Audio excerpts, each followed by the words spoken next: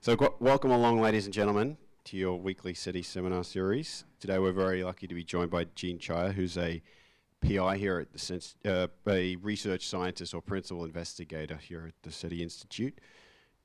She did her BS in physics with a specialist in a minor in astronomy, astrophysics at the Rensselaer Polytechnic Institute, RPI.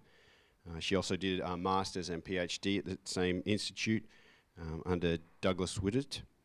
Then she went across to the West Coast, leaving New York behind, and coming to the great weather over here to conduct a NRC, National Research Council, and a NASA Ames postdoc for 2 years with Yvonne Pendleton over at NASA Ames. And she joined the SETI Institute in 1999, where she's been a principal investigator since then. Her career interests have focused around astronomy and astrophysics of star formation and circumstellar disks, protoplanetary disks, interstellar dust, and using spectropolarimetry and infrared spectroscopy, particularly using the Spitzer Space Telescope to look at interstellar dust and other objects of interest. She's published on ice-bearing molecular clouds, quiescent molecular clouds, and circumstellar carbonaceous material around Wolf-Rayet stars. I'm sure we're going to learn exactly all the terms behind what I'm saying here. And then she's also published on silicate features in dense interstellar clouds, so-called pixie dust. And she's also looked at composition and distribution along the line of sight, along the towards the galactic center of dust. So I think we're probably going to hear a lot about dust in today's talk. So please join me in welcoming Jean.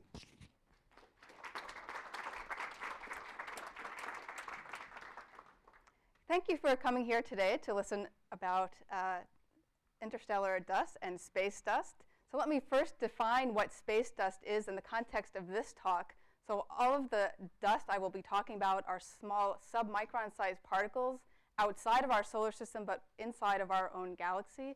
Similar studies have also been done in other galaxies, but that is not the focus of today's talk.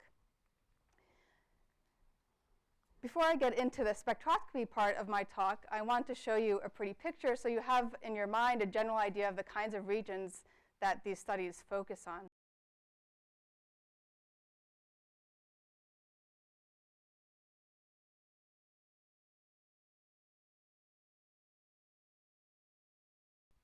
.6 microns, 8 microns, and 24 microns. And those are blue, green, and red in this particular image. This image is from the Rho Ophiuchi star formation region, which is in the direction of the Ophiuchus constellation in the sky. This is about a 2 degree by 2 degree image. And I want to first point out to you the red stars that are in this image. This is the very active star formation region, and the red stars that you see here are still enveloped in their natal dust and gas clouds, so they appear red in this image. The blue stars in the image are stars that are further along in their evolutionary process, so they have shed their natal cloud material, and they are now glowing bright blue in this image. This other stuff that you see here that is aglow in the image is the dust and gas that is being illuminated by stars that are within the cloud. So what I study are the molecules in the solid state that are in this star formation region and why we see these beautiful colors. So the way, let me define the interstellar medium. So that region that I just showed you is all the interstellar medium, so it's all of the stuff that is between the stars. And the interstellar medium is divided into two components. One is the gas component, and the other is the dust. Gas is most of the mass of the interstellar medium, whereas dust is the 1%. Gaseous molecules are detected through vibrations and rotations, and the dust molecules are detected just through their vibrational modes. I've shown two vibrational modes in these little cartoons here. One is the stretching vibration. This is the strongest vibrational mode of any solid state molecule, So if we want to figure out if a particular molecule exists in a certain region, we will first look at the stretching mode, since it is the strongest vibrational mode. Another kind of vibration is the bending vibration, and there are other corresponding vibrational modes as well. And ideally, we'd like to detect as many modes as possible of a particular molecule, because that gives us information about the nearest neighbors and where the molecule lives on the dust grain. Okay, so while dust only makes up 1% of the mass, the effects that it has in the interstellar medium are very important, and the chemistry that takes place because of the dust is also very interesting. So early astronomers found dust kind of annoying, actually, because it blocked the light of the stars that they were interested in studying. So this image, or these two images, are of a dark cloud called Barnard 68, named after their discoverer. To give you a sense of scale, this entire kidney-shaped object is about the size of our solar system out to the Oort cloud. Okay, so it's actually small in terms of a size of a molecular cloud. It contains about 2 solar masses and will someday collapse to form one single solar mass star. Okay, so we study these kinds of regions because we can understand by studying them the kinds of ingredients that went into forming our own solar system. So now let me describe the images in particular. The left-hand image is a visual image. So this dark blob that you see is not empty space, of course. It's a dust cloud. And the starlight behind the cloud is completely blocked by the dust particles, so it appears dark in the image. The right-hand image is an infrared image. And now you can see stars behind the cloud because dust is translucent at infrared wavelengths. So these red little dots that you see in the image are not stars inside of the cloud, because remember, this cloud doesn't have any stars yet, but it is stars behind the cloud. So we call these stars background stars, and they are actually in themselves important, although they're not related to the cloud, because we have to use something to probe along the line of sight and to probe the material and molecules inside of the cloud, and so we use these background stars in order to do that. Okay, so now I'm going to get into the meat of my talk, and here is just a brief outline of the kind of things that I will talk to you about. I will show you an example of the regions that we study, give you an idea of the kinds of facilities that we use to make infrared observations, and specifically spectroscopic observations. And then I will describe to you the kinds of methods that we use and how we extract the information from the spectra in order to draw conclusions from it. Okay, so this is another example of a star formation region. Actually, it's part of the same cloud that I showed you earlier, but just a different part of it. It's called the Pipe Nebula, and you can actually see why it's named that, because it's shaped exactly like a pipe, at least the dark, dense part of it. So astronomers like to get clever about names, and these seem to get coined for all eternity. So the dust environments, the cold part, is divided into two main categories: the dense interstellar medium and the diffuse interstellar medium. Now, both of these categories are really diffuse by Earth standards because they're both basically vacuum. But in terms of astronomical standards, we refer to diffuse and dense regions. So hydrogen is the most abundant molecule, of course, in space. And in these more diffuse, warmer regions, most of the hydrogen is in atomic form. And densities are around a few times 10 to the 13th hydrogen atoms per cubic centimeter. Temperatures by interstellar standards are warm, so around 80 Kelvin. That's warm to me, probably cold to you. In the denser regions of the cloud, so where the dark areas here that you see, the hydrogen is in molecular form. There's very little, or if any, hydrogen in atomic form. The temperatures are much cooler because here we're more protected from the interstellar radiation field, as well as any stars that may be embedded in the cloud.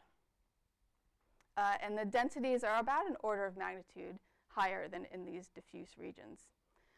So what I'm going to do in my talk is just to describe to you the kinds of dust components that we see in these two different kinds of environments. But first, before I do that, let me tell you a little bit about the kinds of facilities that we use to make the observations. Now, the infrared is a tricky wavelength region to observe in because Earth's atmosphere, of course, contains lots of molecules that absorb in the infrared. So to study infrared spectroscopy, we need to get as high above sea level as possible. So one way to do this is to go to high mountaintops. So I've shown you one example here of the NASA's Infrared Telescope facility, which is on Mauna Kea on the Big Island of Hawaii. It's at 14,000 feet. Here we get above about 90% of the water vapor in Earth's atmosphere. In addition, the site itself is extremely dry. So I've been there, for example, when the humidity level has been about 3 or 4%. So it's enough to make the skin on your face kind of crackle. That's how dry it is. And you want this because if we want to observe water, for example, in space, we don't want to observe the water in Earth's atmosphere at the same time. Now, we can do even better than that by sending a telescope to 40,000 feet, and we can do that with NASA's SOFIA facility. At 40,000 feet, we get above about 99% of the water vapor, which is really quite excellent. So it opens up another window for us in the infrared. But still, even at these high altitudes, there is carbon dioxide in Earth's atmosphere, and the only way to get above that is to send a telescope into space. So I've just given one example here in this slide of NASA's Spitzer Space Telescope. The one drawback of space infrared facilities is that they need to be cooled with a cryogen, and that cryogen, of course, does not last forever. So when the cryogen runs out, then the telescope and the instruments can no longer be used for their original purpose because the instruments and telescope warm up, and then they radiate in the infrared, which kind of blows it if you want to make astronomical observations.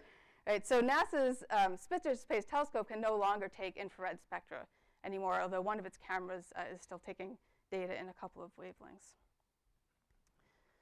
Okay, so those are the kinds of facilities we use. Now, how do we actually make the observations? Well, first we need to find a background star. So this star is just like the background stars I showed you a few slides ago that were located behind that B68 cloud. Ideally, we want to know the kind of star that this is. So we want to know whether it's a giant and how, or a different kind of star, or how hot it is and what's in its own photosphere, because we need to correct for all that stuff before we can understand what's in the dust that star is probing. So in general, we get observations of the kind of star that it is first, so that we can compare it to the observations that we get looking through the cloud. Okay. So the star itself has a spectrum that looks kind of like a black body curve. In a perfect world, with this curve would be featureless, but of course it's not in real life. But for a minute, just imagine that it is. So it's a featureless black body curve that we can then model. If we now throw a cloud of dust, any kind of dust, in front of it, instead of getting a smooth black body featureless curve, we will get an absorption band like the one shown here due to the chemicals that are in that cloud. So I've only shown one absorption feature here, but of course there's more than one molecule in this cloud, so you would have multiple absorption features. And of course in real life they're not well separated and they may be superimposed, so it's actually kind of some tricky business. But the general idea is that you get dust and molecular absorption features superposed on the spectrum of the star itself. Now in the upper right corner of the graph is kind of the next step in the analysis of the spectrum of the star. So what we would do once we get the observed spectrum here is that we model the spectrum of the star. We model its black body curve, and we model its photosphere, and we divide it out. We take it away because we care about it, but we don't really want to analyze that any further. We want to get rid of it because we care about the dust and the molecules that are in the cloud. So we divide the model out, and we take the natural log of that, just mathematically, and what we get is the spectrum that is shown in the upper right box right here. So this spectrum is called an optical depth spectrum. So its scale here is wavelength on the bottom axis and optical depth on the vertical axis. So this spectrum has all effects of the star completely removed from it. And what this allows us to do is intercompare spectra taken from different environments that may have used different stars to do the analysis. So now we can compare the shapes of the curves without having to worry about how the star itself affects the shape. So we're just looking at absorption now due to the molecule or molecules that are in the cloud. Okay, so that was, of course, a fictitious spectrum. In real life, the spectrum would look something more like this. So let me describe the pieces of this. So this entire spectrum goes from about 2 or so microns on the left-hand side out to almost 30 microns on the right. Now, there are almost no telescopes that can take data over that full wavelength region. We have to piece together spectra from different facilities, like the ones that I showed you previously. So for example, the spectra that are on the left-hand part of this slide are from a ground-based facility. And these dips are from solid water and solid carbon monoxide that are on the dust grains. The spectrum on the right-hand side is from Spitzer. Okay, the broad absorption feature is due to silicate minerals. These two little blips are actually not noise, but they're due to some other dust components that I won't actually talk about any further today. But I'll talk about the silicates in a few more minutes. This stuff over here is actually noise, so it's not due to any absorption due to any molecules or anything like that. So one thing I want to remind you about is what you're looking at now is the tail of the black body curve. Remember, it dips down quite a lot. Notice how the flux is dropping by a factor of 10 from the short end to the long end of the spectrum. So as you go to longer wavelengths, these sources are getting very faint. So the signal to noise from the spectra decreases a lot. So you tend to get noisy spectra here, as well as these observations are just more difficult to make. You need sensitive instrumentation and or larger telescopes to do them. The pink points, magenta points here, are broadband photometric measurements. They are very carefully flux calibrated, which is important because our spectra are from 2 different instruments, and they may be offset in flux. So we need some way to accurately flux calibrate and piece together a spectral energy distribution so that we can model it. So we use these data points to do that. The green curve is now the black body curve from the background star. Notice that stars in real life actually have features of their own. So on the left-hand side of the spectrum are carbon monoxide, gas phase carbon monoxide lines that are in the photosphere of the star. And those are actually very well modeled. There are computational models, as well as many observations of what we call standard stars, which are stars that don't have junk in front of them. So we can divide out the absorption due to the photosphere, as well as the shape of the black body curve from our interstellar medium spectrum. And that's what that green curve is that you see. So we divide that out, take the natural log, and that gives us our optical depth spectrum, which is what we can now compare to other similar observations. Okay, so in my next bunch of slides, I'm going to talk in more detail about the actual dust components now that I've explained to you how we get the observations. Remember that the interior regions of this cloud are where the dense cloud is. So the pipe is a great region that we have actually made these observations in. On the outskirts of the region, near the edges, so where the dark part kind of boundaries with where you start to see some more stars, we don't get ice necessarily in those outer regions. We get just bare silicate grains. So these are silicate minerals that are formed in the grains, that are part of the grains. Probably a mixture of different kinds of minerals, pyroxenes and olivines. And I'll show you some spectra a little later on. In the denser regions of the cloud, the temperatures are cooler. This region is protected from the UV radiation from stars that may be embedded in the cloud, as well as just the general interstellar radiation field. So in those regions, we get molecules frozen out onto the dust grains, and that's what is shown in here. Okay, so you can think of this as being kind of an M&M, except in reverse, because these molecules, the ice molecules, are not crunchy coating, and they actually will melt in your mouth because they're very volatile, right? So These ice mantles do not stick around in warmer regions. They will get evaporated. Okay, so here's some more examples of dense cloud spectra. So I want you to first concentrate on this spectrum here, the lower one in the upper right-hand box. Again, this is just a piece of that whole black body curve, so it's not the entire curve. You're just looking at the Raleigh-Jeans tail that kind of dips off. You can see absorption due to the water ice molecule, and absorption due to these other molecules, carbon dioxide and carbon monoxide. Those three together are the most abundant ice species found in any molecular cloud, dense cloud environment. Water ice itself is the most abundant ice molecule. So if there's going to be ice around a grain mantle, it's going to be water ice first. And that is because hydrogen is the most abundant element, and water ice actually forms very easily on grains. So you're never going to observe carbon dioxide and carbon monoxide without first seeing water ice there.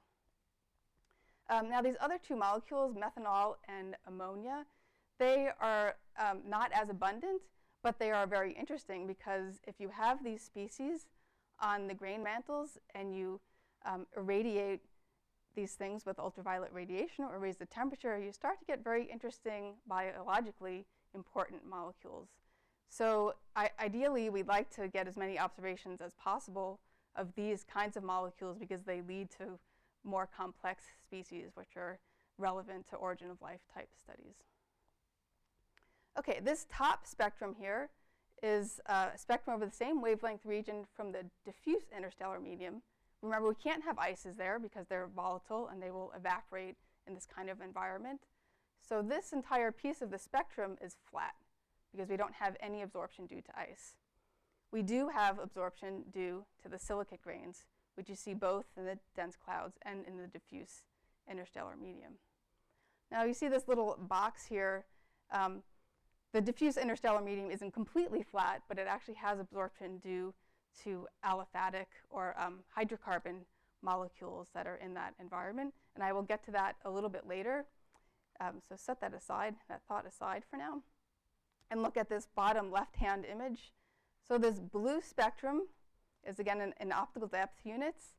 It is actually a piece of the spectrum that is right here on the shoulder of the ice feature.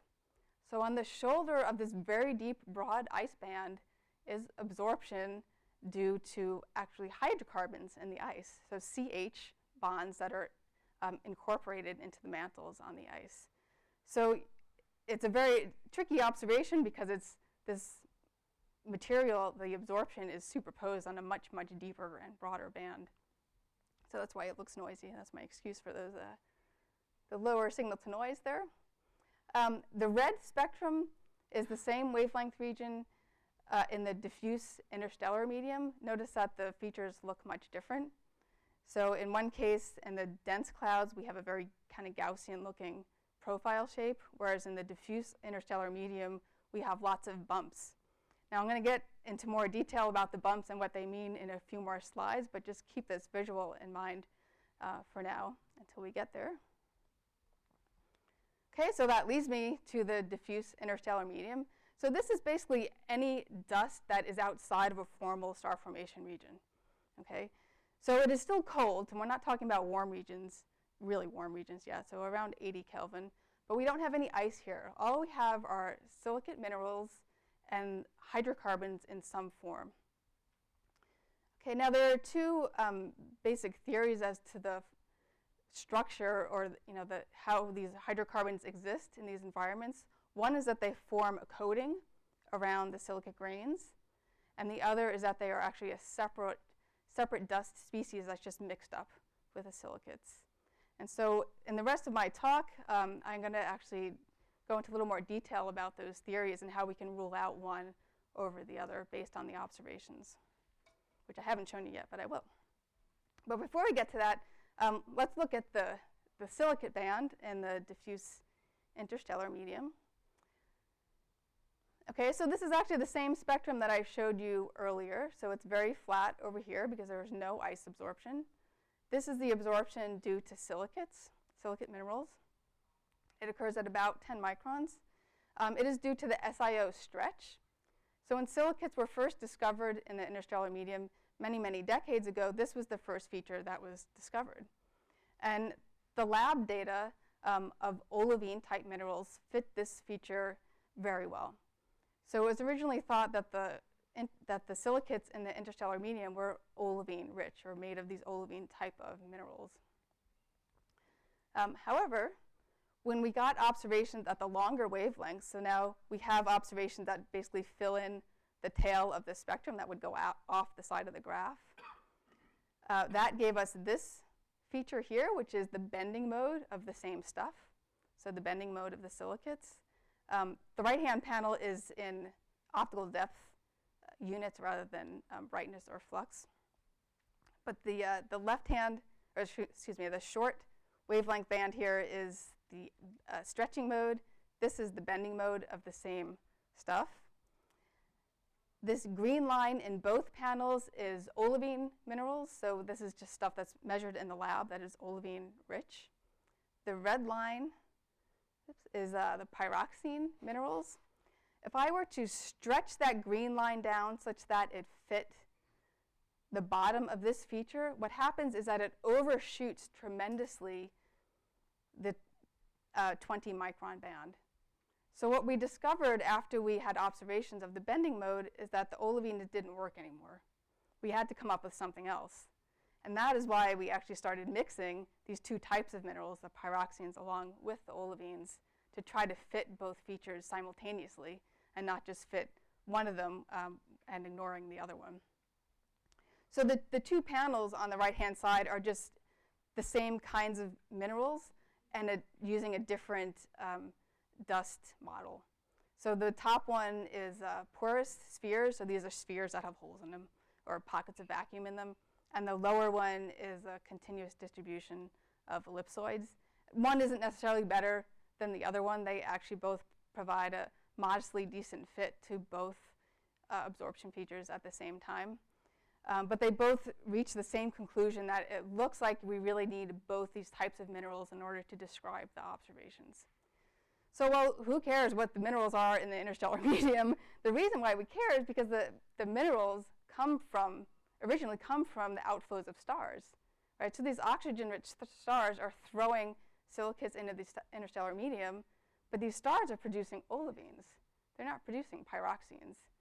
So that means that there is some gap in our knowledge of the process that changes the minerals from when they get produced in these outflows of oxygen-rich stars to when we see them in the interstellar medium. So that is still actually an open question in terms of trying to figure out the mineralogy of the silicate grains. And I don't have the answer, so I'm going to move on to the hydrocarbon materials.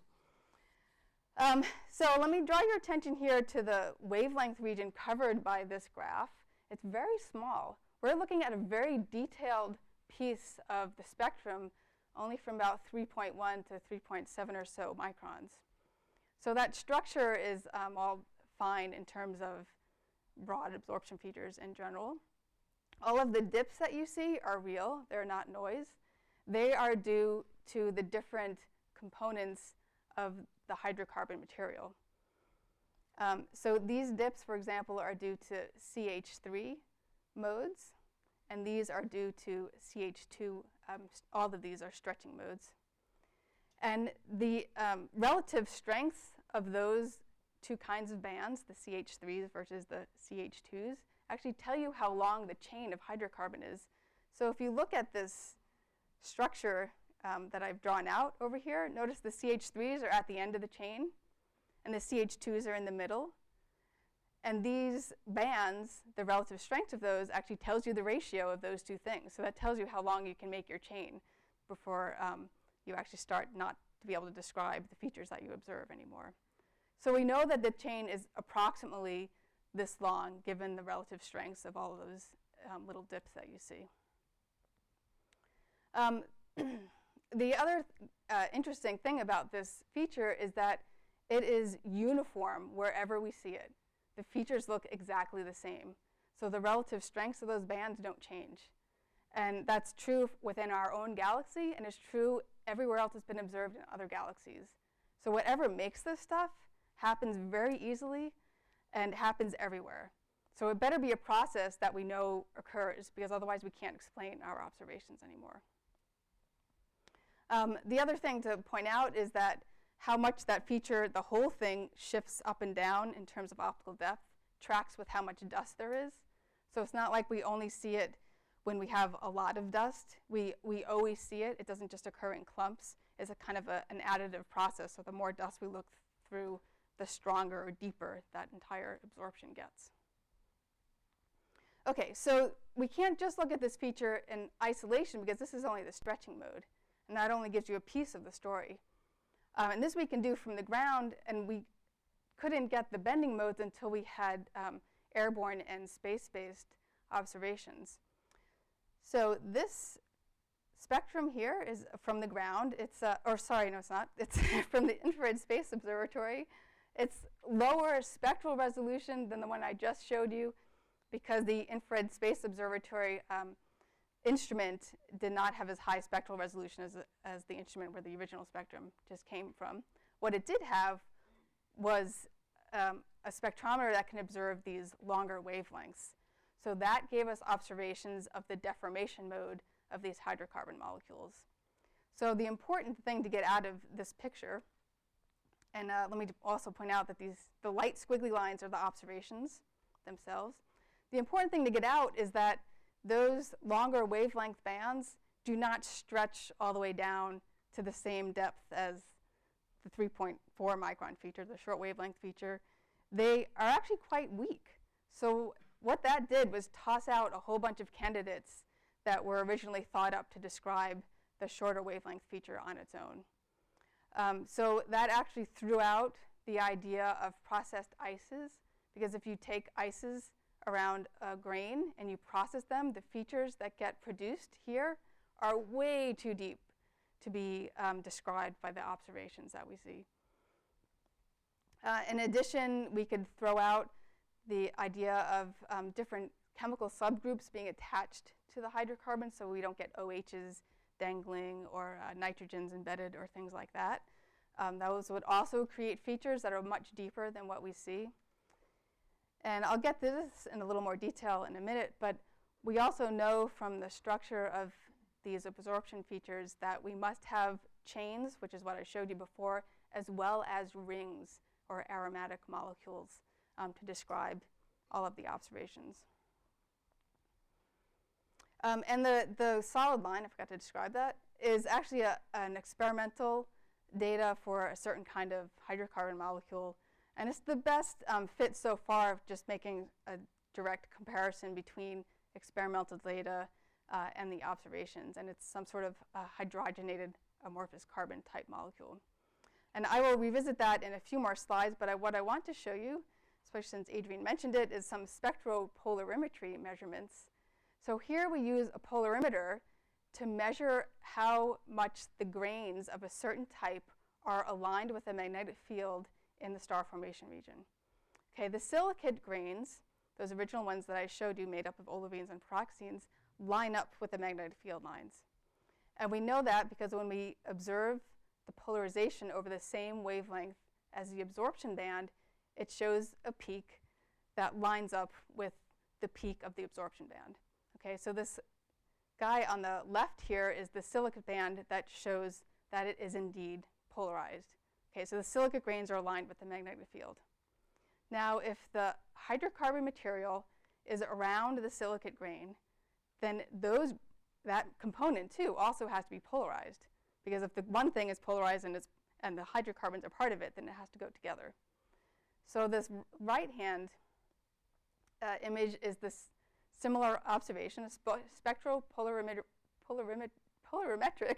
observations of the hydrocarbon component.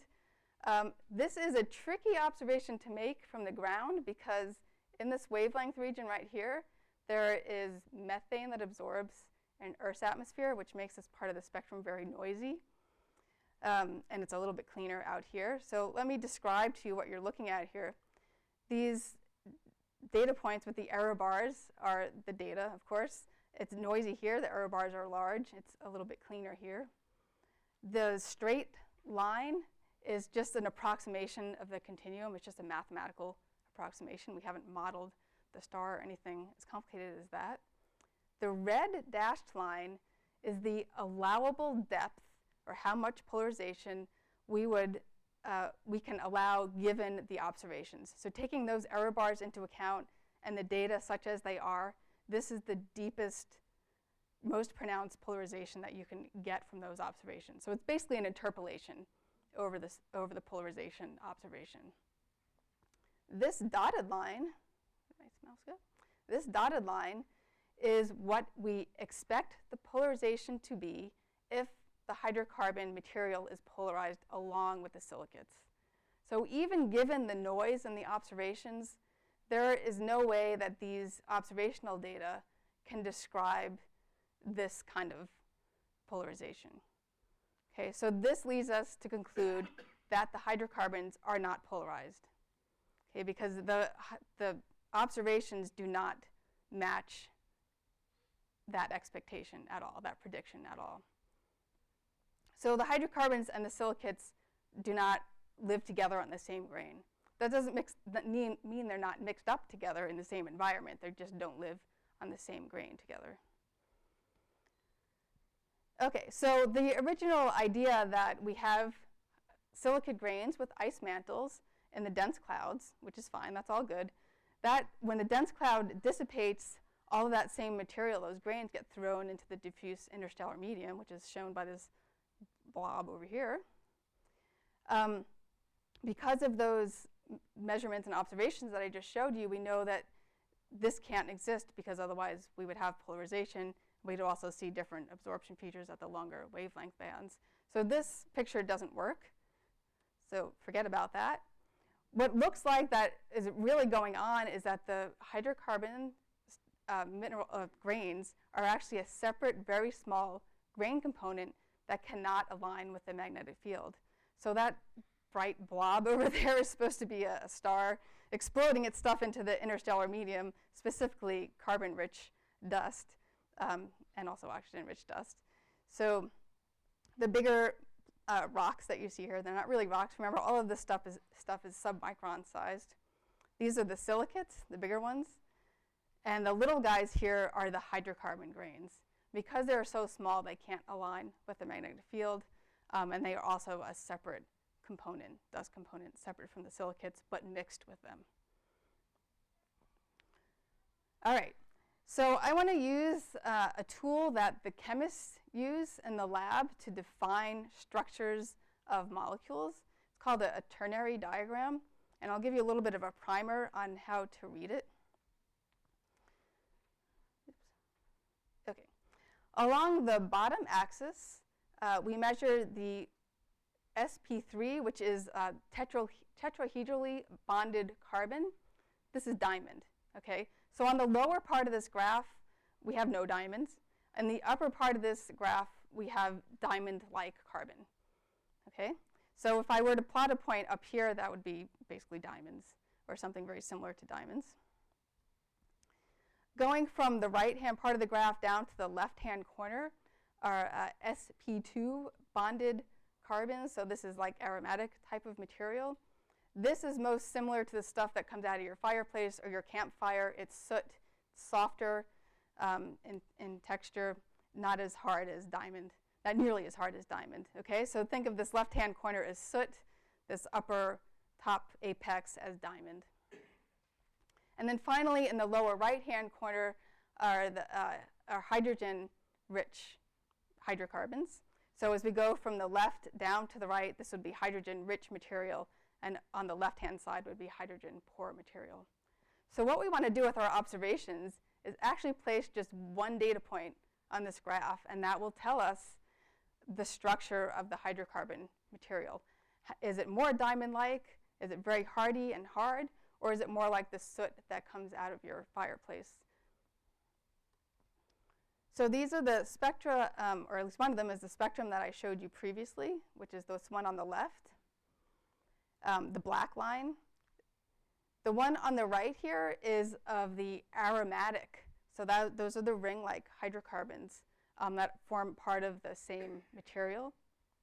These happen in the 6-micron region. All of the smooth colored curves that you see are Gaussian curves, so they're not experimental data directly, but what they are Gaussian curves that are constrained by experiments done in the lab of these kinds of materials.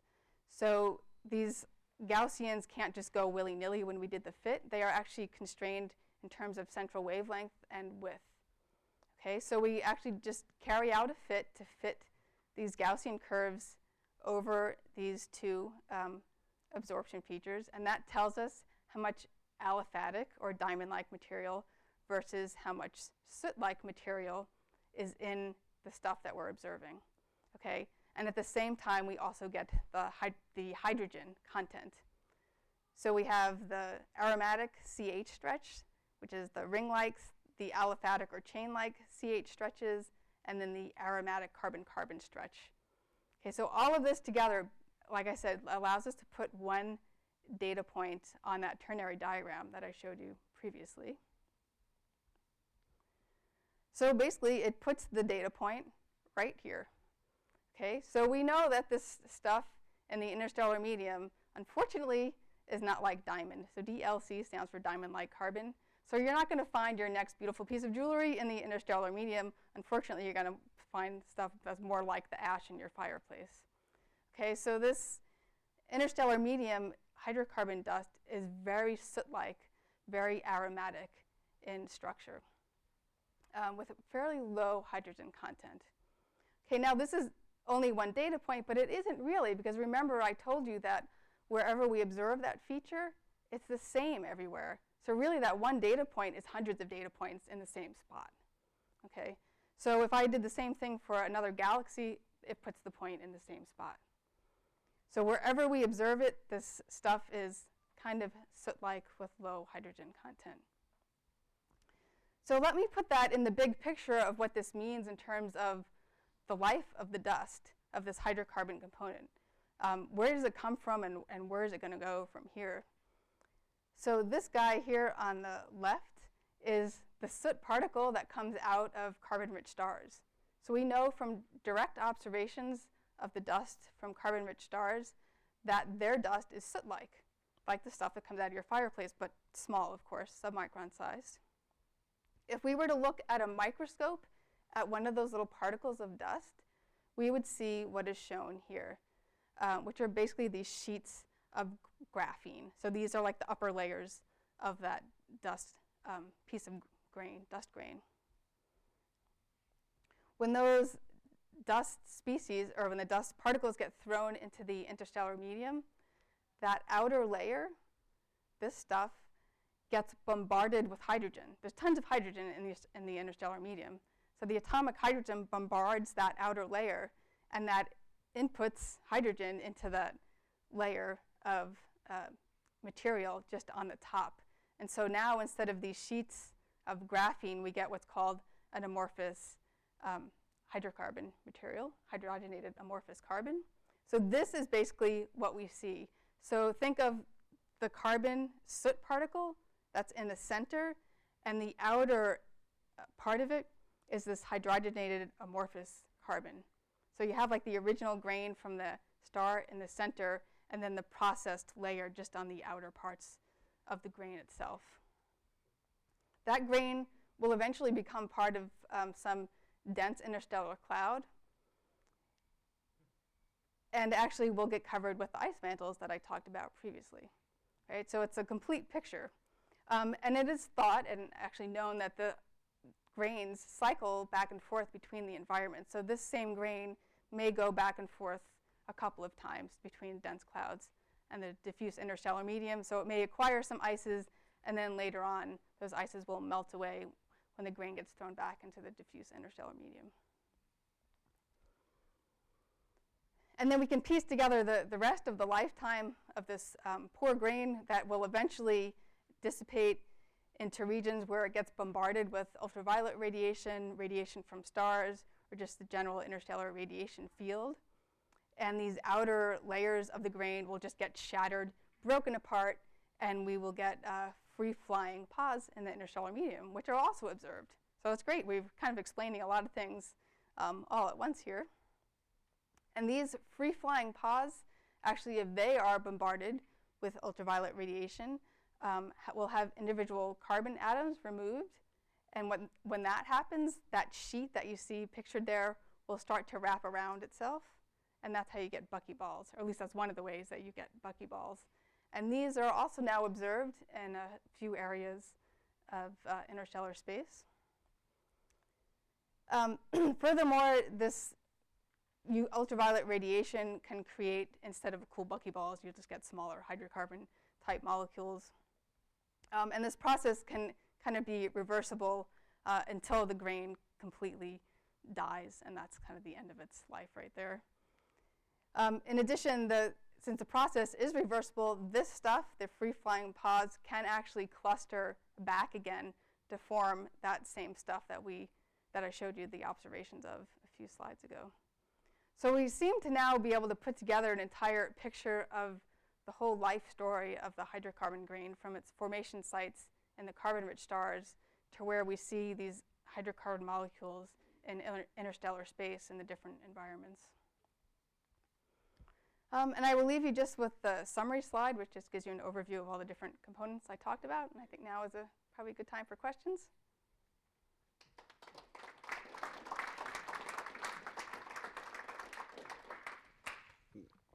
Jean, if I could just start off with the first question. So you started off with the star-forming region and the dense clouds. How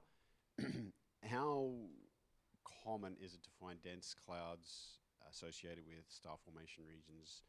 And do you see any spectral differences between dense clouds that don't have star-forming regions next to them and ones that do?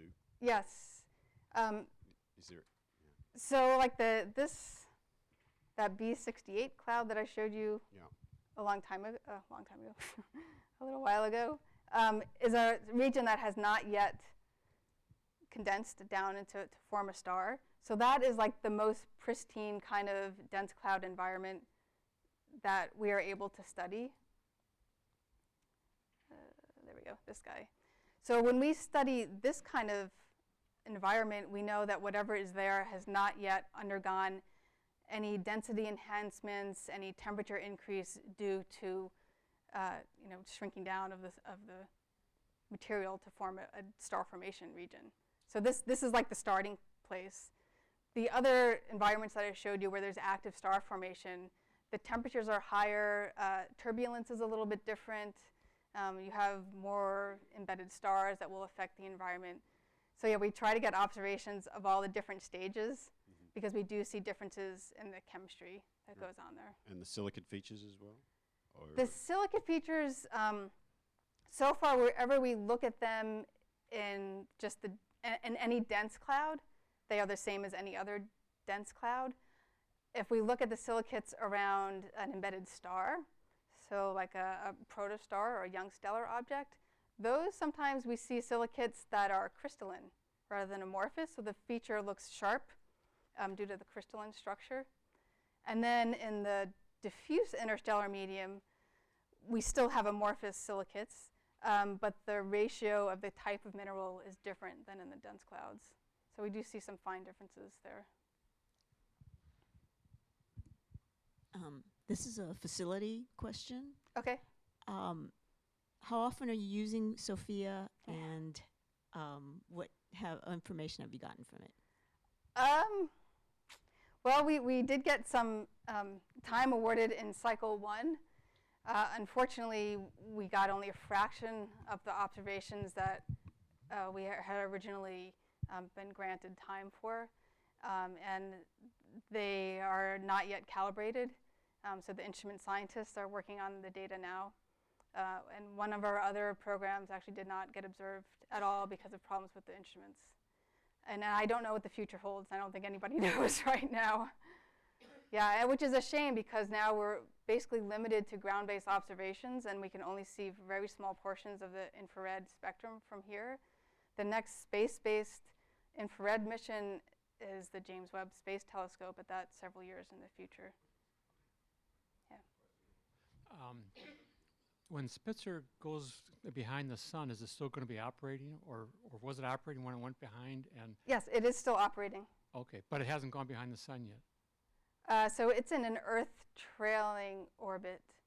So what do you mean by Well, behind the it's sun? going farther and farther away from the Earth, and eventually it'll Right. be on the opposite side Right. of the sun. Eventually we'll lose contact with it.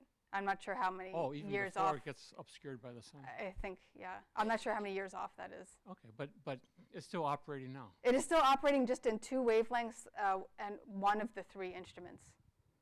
But no spectroscopy. It's not able to do spectroscopy anymore. I have a question about the state of hydrogen in the 2 clouds. Is the difference in the states due just to the density and temperature differences, or are there other factors involved? Is H2 versus H?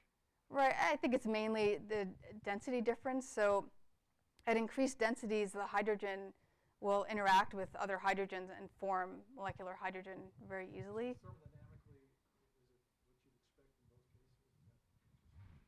Yes and no.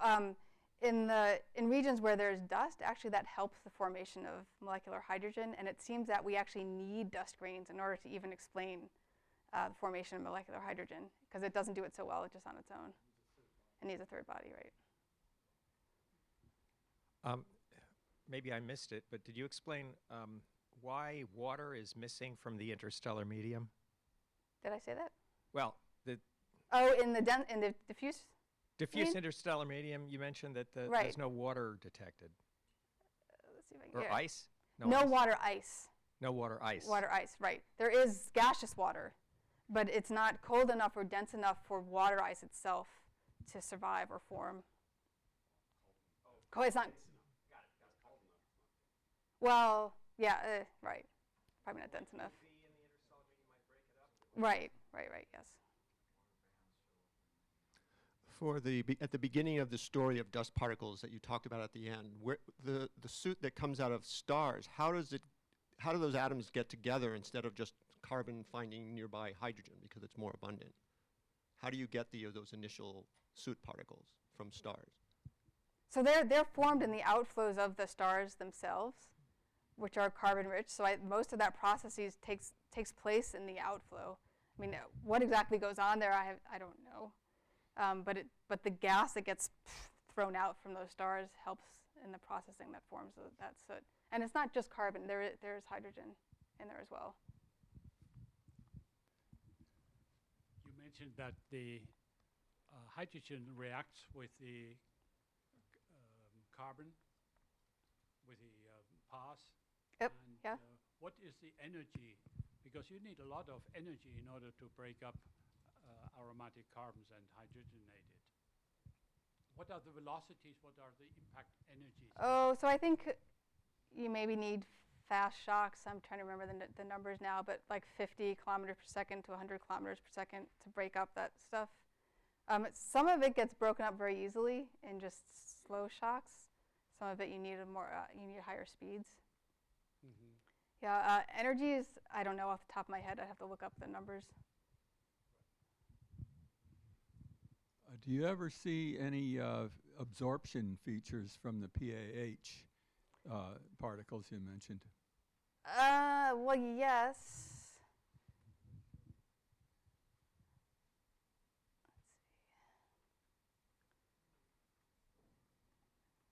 see. Be an easier way to do this, right? There we go.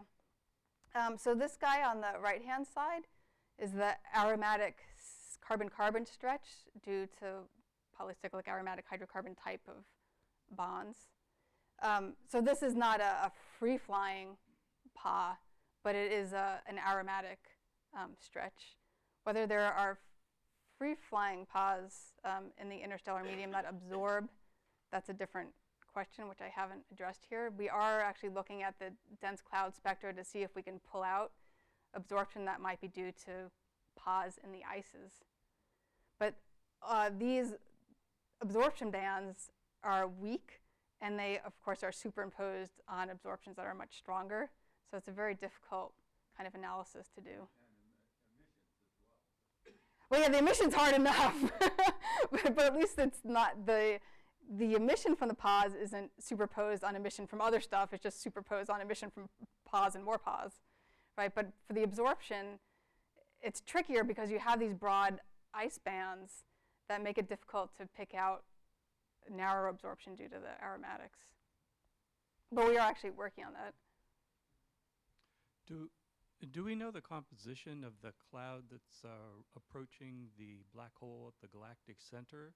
Have there been studies of the composition of that cloud that's supposed to start getting eaten fairly soon?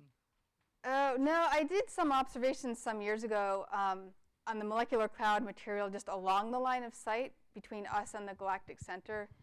And it didn't appear to be different than anything else. The tricky thing about observing toward the galactic center is there's so much going on there, and all of this stuff is moving, that you get a lot of effects that are kind of added up along the line of sight. But I don't know in particular about that cloud that you just talked about. I just know in general that along the line of sight, we don't see major differences or any differences in the ices or the hydrocarbon materials. In fact, the hydrocarbon bands, this guy here, was first observed toward the galactic center because there's so much dust between us and them that it was a great line of sight to make the first observations.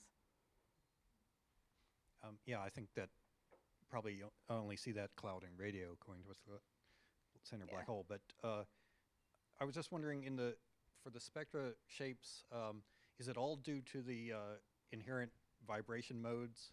Yes. Nothing temperature or velocity? Well, so velocity, no, because these bands are very broad. Temperature, yes. So for the ices, which I didn't really talk about in detail, we do see variations in the band, especially for the more volatile species like carbon monoxide and carbon dioxide, that the profile shapes change depending on the temperature of the ice. And actually, we can get a lot of information about the temperature of the ice by studying those particular bands. So yeah, it does make a difference. Hi. So I have kind of a wacky question. Oh. Yeah, I know. So as a Gedanken experiment, say you took one of those dense interstellar clouds that doesn't have star formation in it, right? So you've got, a typical one, and you take a Neptune-sized rogue planet, you slam it into this cloud. Okay. Would there be any interaction that would create unusual molecules that you could use to perhaps detect the presence of a planet?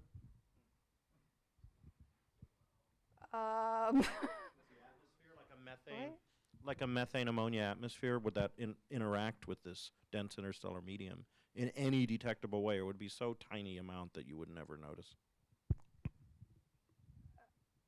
Well, let's see. So if let's say you threw a Neptune planet or any planet with an atmosphere in there, I think the first thing that would happen is the gases would interact, and you'd get an increase in temperature.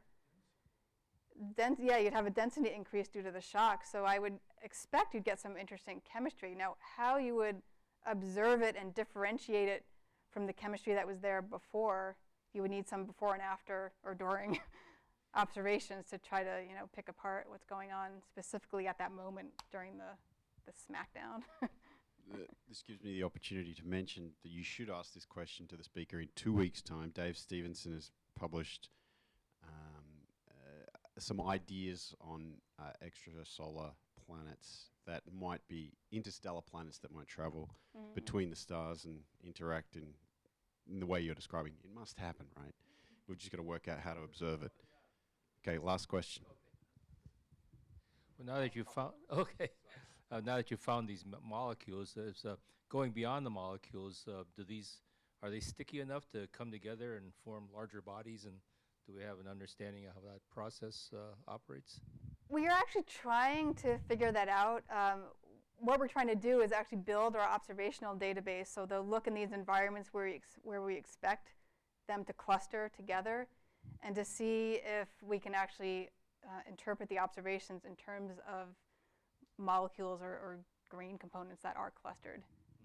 So that could possibly go on, and we are looking into that with further observations and modeling specifically. No, not yet, but it is actually the proposal that I'm writing right now has to do with that. So, so we're getting there, yeah. And the proposal is due on Friday, yeah, it's right? due on Friday.